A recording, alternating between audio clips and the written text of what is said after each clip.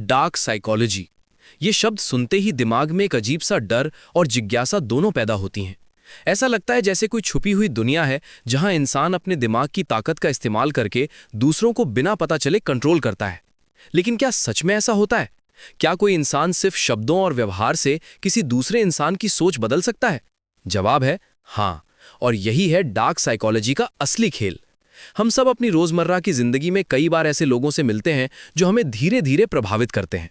शुरुआत में हमें लगता है कि वो हमारी भलाई चाहते हैं, लेकिन धीरे धीरे हम उनके हिसाब से सोचने लगते हैं, उनके हिसाब से फैसले लेने लगते हैं। यही वो पल होता है जब डार्क साइकोलॉजी काम कर रही होती है और हमें इसका एहसास तक नहीं होता। डार्क साइकोलॉजी कोई जादू नहीं है, बल्कि ये इंसानी दिमाग की कमजोरियों को समझने और उनका फायदा उठाने की कला है। हर इंसान के अंदर कुछ ना कुछ ऐसी भावनाएं होती हैं, जैसे डर, लालच, प्यार, असुरक्षा, जिनके जरिए उसे आसानी से प्रभावित किया जा सकता है। जो लोग इस कला को समझ जाते हैं, वो इन भावनाओं का इस्तेमाल करके दूसरों को अपने कंट्रोल में ले लेते हैं। मान लो कोई इंसान आपको बार बार ये एहसास दिलाता है कि आप उसके बिना कुछ नहीं हो। वो आपकी छोटी छोटी गलतियों को बढ़ा चढ़ाकर दिखाता है और आपकी अच्छाइयों को नजरअंदाज करता है। धीरे धीरे आप खुद पर शक करने लगते हो, आपका आत्मविश्वास गिरने लगता है और आप उस इंसान पर ज्यादा निर्भर हो जाते हो। इस तकनीक को गैस लाइटिंग कहा जाता है, जहां सामने वाला आपकी रियलिटी को ही बदल देता है। डार्क साइकोलॉजी का एक और खतरनाक पहलू है इमोशनल मैनिपुलेशन। इसमें सामने वाला इंसान आपके इमोशंस के साथ खेलता है। कभी वो आपको बहुत खास महसूस कराएगा, तो कभी अचानक दूर हो जाएगा। इस तरह वो आपको कंफ्यूज रखता है ताकि आप हमेशा उसी के बारे में सोचते रहो। ये एक तरह का मानसिक जाल होता है जिसमें इंसान खुद ही फंसता चला जाता है। सोशल मीडिया के दौर में डार्क साइकोलॉजी और भी ज्यादा पावरफुल हो गई है। आज लोग शब्दों से ही नहीं, बल्कि तस्वीरों, वीडियो और स्टेटस के जरिए भी दूसरों की सोच को प्रभावित कर रहे हैं। कई बार हम बिना सोचे समझे किसी ट्रेंड को फॉलो करने लगते हैं, सिर्फ इसलिए क्योंकि हमें लगता है कि सब लोग वही कर रहे हैं। यही भीड़ की मानसिकता है, जिसका फायदा उठाकर लोगों को कंट्रोल किया जाता है। डार्क साइकोलॉजी का इस्तेमाल सिर्फ पर्सनल रिलेशनशिप में ही नहीं, बल्कि बिजनेस और पॉलिटिक्स में भी होता है। कंपनियां हमारे दिमाग को समझकर ऐसे विज्ञापन बनाती हैं जो हमें जरूरत से ज्यादा चीजें खरीदने पर मजबूर कर देते हैं। वहीं राजनीति में नेताओं के भाषण अक्सर इस तरह बनाए जाते हैं कि वो लोगों के डर और भावनाओं को छू जाएं, ताकि लोग बिना ज्यादा सोच विचार किए उनका समर्थन करने लगे।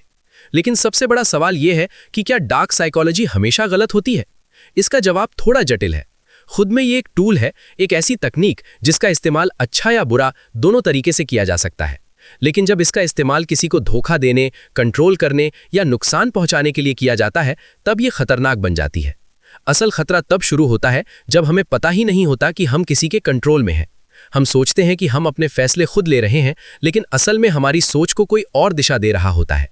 यही वजह है कि डार्क साइकोलॉजी को समझना बहुत जरूरी है, ताकि हम खुद को इसे बचा सकें। अगर आप चाहते हो कि कोई आपको मैनिपुलेट ना कर पाए, तो सबसे पहले आपको खुद को समझना होगा। अपनी कमजोरियों को पहचानो, अपने डर को समझो।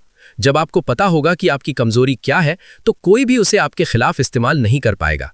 दूसरी सबसे जरूरी चीज है अवेयरनेस। जब भी कोई इंसान आपको बहुत ज्यादा कंट्रोल करने की कोशिश करे या आपको बार बार खुद पर शक करने पर मजबूर करे, तो समझ जाओ कि कुछ गलत हो रहा है। ऐसे लोगों से दूरी बनाना ही सबसे सही फैसला होता है। तीसरी चीज है आत्मविश्वास।